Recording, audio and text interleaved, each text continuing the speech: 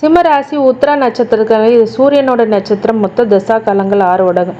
என்னுடைய கேல்குலேஷனுக்கு ஒரு 5 வருடம் எடுத்துக்கிறேன். சந்திர திசை ஒரு 10 வருடங்கள், செவ்வாய் திசை ஒரு 7. 5 + 10 + 7 22 வயசு வரைக்கும் சிம்மராசிக்காரங்களுக்கு எப்படிப்பட்ட பலன்கள் நடக்கும் அப்படின்னா, கண்டிப்பாக மாணவர்களுக்கு நல்ல ஒரு மதிப்பெண் கொடுக்கக்கூடியதாகவும், கல்லூரியில் நல்ல கல்லூரியில் சேர்றது, வெளிநாடு செல்லக்கூடியவங்களுக்கும் வெளிநாட்டு வாழ் மக்களுக்கும் மிகப்பெரிய ஒரு நல்ல வளர்ச்சி ஏற்படக்கூடிய சனி வக்கரமானது இங்கே இப்போ கொடுக்கும். ஏற்கனவே ஏகப்பட்ட கஷ்டம் சனினால் சிம்ம ராசிக்காரங்க சூரியனோட அதிபதியாக இருக்கக்கூடியவங்க ரொம்ப கஷ்டத்தை அனுபவிச்சுட்டு வந்தவங்களுக்கெல்லாம் இப்போ நிம்மதி பிறக்கக்கூடிய காலகட்டமாகவும் மிகப்பெரிய வளர்ச்சியை ஏற்படுத்தக்கூடிய இந்த 4 மாதத்தில் என்னங்க பெருசாக வளர்ச்சி கொடுக்க போகுது? கண்டிப்பாக கொடுக்கும். ஒரு செகண்டு தான் ஒரு மனுஷனுக்கு வாழ்க்கையில் மாறக்கூடிய நிலை வந்துடுச்சு அப்படின்னா அவங்க மாறி நல்ல நிலைமைக்கு வந்துடுவாங்க. அந்த ஒரு நிமிஷத்துக்காக தான் நம்ம வாழ்கிறோம். அந்த ஒரு நிமிஷம் மாறிடுச்சுன்னா உங்கள் வாழ்க்கையே மாறும். அப்படிங்கிற அடிப்படையில் சனி வக்கரம் உங்களுக்கு மிகப்பெரிய வளர்ச்சியை கொடுக்கும். இந்த சனி வக்கரத்தில் சூரிய சந்திர செவ்வாய் திசை அப்படிங்கிறது சனி கால பயிற்சின்றது ரொம்ப சிரமத்தை கொடுத்துக்கூடிய 22 வயசு வரைக்கும் மிகப்பெரிய பாதிப்புகளை கொடுத்துக்கணும். இப்போ மெல்ல மெல்ல உங்களுக்கு விலகி போகக்கூடிய காலகட்டமாக இந்த செவ்வாய் திசை வரைக்கும் உருவாகும். நிறைய டேலண்ட் இருக்குங்க, அதுக்கான மதிப்பை எனக்கு கொடுக்கல. இந்த காலகட்டத்தில் வெகுமதி பரிசு அப்படிங்கிறதெல்லாம் அதுக்கு கண்டிப்பாக ரெக்கக்னேஷன் ரெஸ்பெக்டுங்களாம் தேடி வரும்.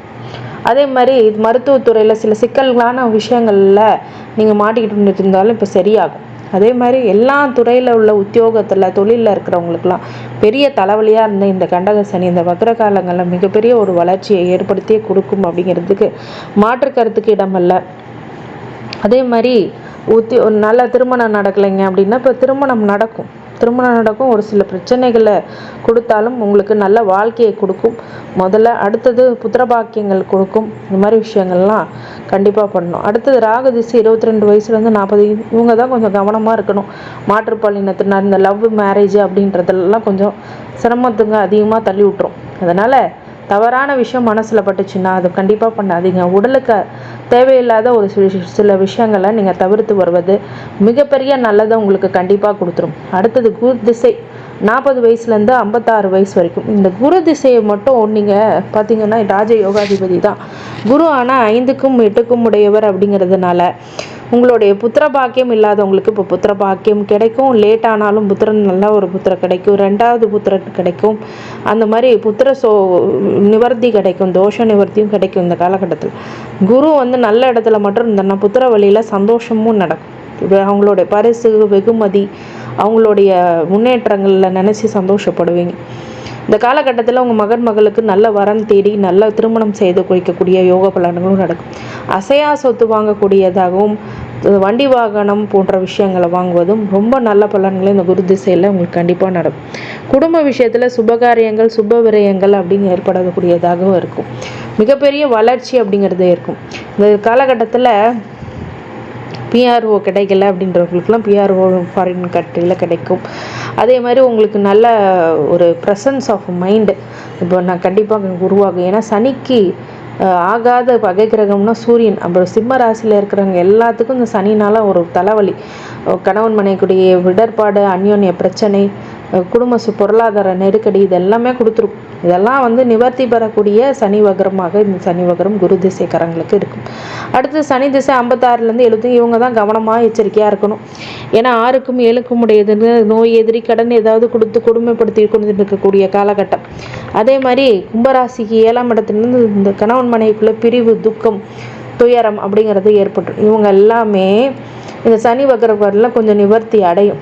உங்களுக்கு ஜனன கால ஜாதகத்தில் தோஷம் ஏதாவது இருந்தால் மட்டும் நிவர்த்தி பண்ணிக்கும். இந்த மாதிரி விஷயங்களுக்கு எல்லாம் ஜோதிட ஆலோசனைக்கு எனக்கு கால் பண்ணி துல்லியமாக உங்கள் ஜாதகத்தை கணிச்சு சனி திசையில் என்ன பண்ணணும், என்ன பண்ணக்கூடாது, எதனால் பாதிப்பு வரும், எதனால் பாதிப்பு வராதுங்கிறது சொல்லணும். சனி திசை உங்களுக்கு யோகத்தை கொடுக்குமானா கண்டிப்பாக கொடுக்காது. இது ராசிக்கு ஒரு அகெயின்ஸ்டான திசை. ஆனால் லக்னத்துக்கு ஃபேவராக இருக்கான்னு பார்க்கணும். அதே மாதிரி சனி திசையில் உங்களுக்கு நிறைய இடர்பாடுகள், இண்டஸ்ட்ரீஸ் வச்சு சில பேருக்கு பிரச்சனைகளை கொடுக்கும். நிறைய முதலீடுகள்லாம் இந்த காலகட்டத்தில் பண்ணக்கூடாது. யாரை நம்பி ஜாமீன் போடக்கூடாது. பிரச்சனையை பெருசாக அனுபவிக்கக்கூடிய காலகட்டம். உடல் நலவில் உடல் ஆரோக்கியத்தில் உங்களை சீராக வச்சுக்கக்கூடிய நிலைமையெல்லாம் வச்சுக்கோங்க.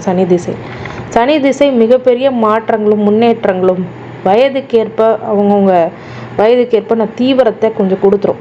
இந்த சனி திசை காலங்களில் மிகப்பெரிய அளவில் சனி வக்ரம் இருக்கிறதுனால இந்த அஷ்டம சனியின் பாதிப்பு பெருசாக படாது. அதுவே ஒரு பிரச்சனை நிவர்த்தி. சரிங்களா? நவம்பருக்குள்ளே நல்ல பொருளாதாரம் சரமாரியாக உங்களுக்கு கொடுத்துரும்.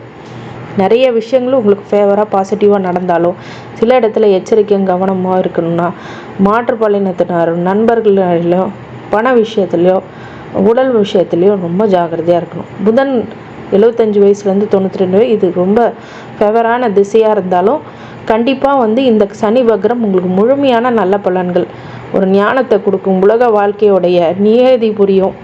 அதே மாதிரி உங்கள் மகளுக்கு நல்ல சொத்து சேர்க்கை அப்படிங்கிறதெல்லாம் பண்ணி வைக்கக்கூடிய நிலை, அவங்களால உங்களுக்கு சந்தோஷம் அப்படிங்கிறதெல்லாம் உண்டாகும். பேரம்பேத்திகளுக்கு கிடைக்கக்கூடிய சந்தோஷமும் இந்த காலகட்டத்தில் நடக்கும். அடுத்தது கேது திசை 92 வயசுலேருந்து 99. இந்த கேது திசையில் பொதுவாகவே ஆன்மீக சம்மந்தப்பட்ட விஷயங்கள், ஆன்மீக சுற்றுலா சென்று வருவது, இல்லை வீட்டிலே ஒரு மெடிடேஷனோ இல்லை இதுவோ நீங்கள் பண்ணிங்கன்னா ரொம்ப நல்ல பலன்களை உங்களுக்கு கொடுக்கும். சில பேருக்கு நோயோடைய உக்கரம் அப்படிங்கிறது அதிகரிக்கக்கூடிய காலகட்டத்தினால உடல் அளவில் ரொம்ப ஜாகிரதையாக ஆரோக்கியமான உணவுகளை தேடி தேடி சாப்பிட்றது, அதே மாதிரி மன அளவில் மிகப்பெரிய மனமாற்றத்துக்கும் சந்தோஷத்தையும் கொடுக்கக்கூடியதாகவும் இந்த கேது திசை கண்டிப்பாக உருவெடுக்கும் அப்படிங்கிறது தான் உண்மை. இந்த கேது திசையில் நீங்கள் ரொம்ப கவனமாக இருக்கக்கூடிய காலகட்டமாக இந்த காலகட்டம் கண்டிப்பாக பார்க்கப்படுகிறது. மிகப்பெரிய அளவில் வெற்றிகளை குவிக்கக்கூடிய உங்கள் மகளுக்கு உண்டான விஷயங்களும் நடக்கும். இருந்தாலும் கொஞ்சம் எச்சரிக்கையும் கவனமும் நீங்கள் கைட் பண்ணணும். இந்த காலகட்டத்தில் ரொம்ப ஜாக்கிரதையாகவும் இருக்கணும், எச்சரிக்கையாகவும் இருக்கணும், கவனமாக இருக்கணும். பிரச்சனைகளை தாண்டி செல்லக்கூடியதாக இருக்கிறதுனால எதுலேயும் கொஞ்சம் தனிமைப்படுத்தி கொஞ்சம் உங்களை கரெக்டாக உங்களுடைய முழு கவனமும் கடவுள் முறை வச்சுருந்திங்கன்னா மிகப்பெரிய அளவில் வெற்றிகளை பெறக்கூடிய யோக பலன்கள் சிம்மராசி. இந்த சிம்மராசி பூர நட்சத்திரம் சிம்மராசி உத்திர நட்சத்திரக்காரங்களுக்கு பொதுவாகவே இந்த சனி வக்ரம் ரொம்ப நன்மையை தரக்கூடியதாகவே கண்டிப்பாக அமையும். ஒரு சில தசாபுத்திகளை பொறுத்து மாறும். அது உங்களுக்கு தெளிவாக இப்போ சொல்லியிருக்கிறேன். இந்த சிம்மராசிக்காரங்க உத்திர நட்சத்திரம் சூரிய வழிபாடு அப்படிங்கிறது தினமும் பண்ணுங்கள். சூரிய நமஸ்காரம் பண்ணுங்கள். அதே மாதிரி ஆஞ்சநேயர் வழிபாடு கண்டிப்பாக பண்ணணும். குலதெய்வ வழிபாடு முக்கியமானது. இந்த சிம்மராசி உத்திர நட்சத்திரத்துக்காரங்களுக்கு அனைத்து ஐஸ்வர்யங்களும் சகல சௌபாக்கியங்களும் மன நிம்மதியும் ஆரோக்கியத்தையும் கொடுக்க வேண்டும் என்று எம்பெருமான் மகா ஈஸ்வரனை வேண்டி வணங்குகின்றேன். வாழ்க வளமுடன். திருச்சிற்றம்பலம்.